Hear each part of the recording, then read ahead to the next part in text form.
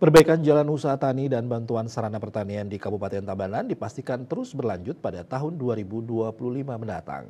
Hal itu lantaran pemerintah Kabupaten Tabanan melalui Dinas Pertanian telah mengalokasikan dana sebesar 1.742.540.000 rupiah melalui program penyediaan dan pengembangan prasarana pertanian.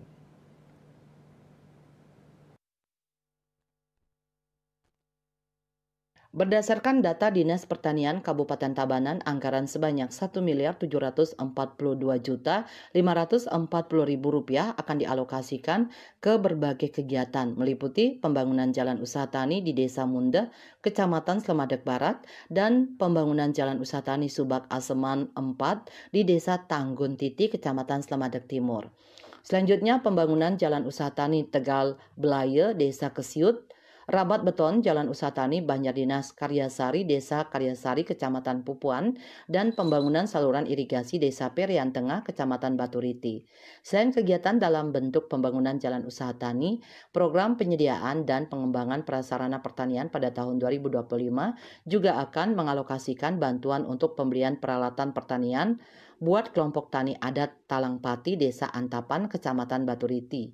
Pengadaan sarana pertanian untuk kelompok tani Langgeng, Ariguna, Desa Mundah Kangin, Kecamatan Slemadeg Barat, serta pengadaan traktor bagi kelompok tani Pucangan, Desa Marga Dauhpuri, Kecamatan Marga.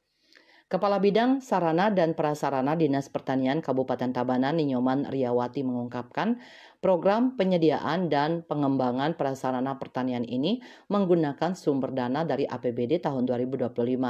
Sasaran lokasi kegiatan dan penerima bantuan hibah dari program ini merupakan masyarakat atau kelompok tani yang sebelumnya telah mengajukan permohonan bantuan dan baru direalisasikan tahun depan.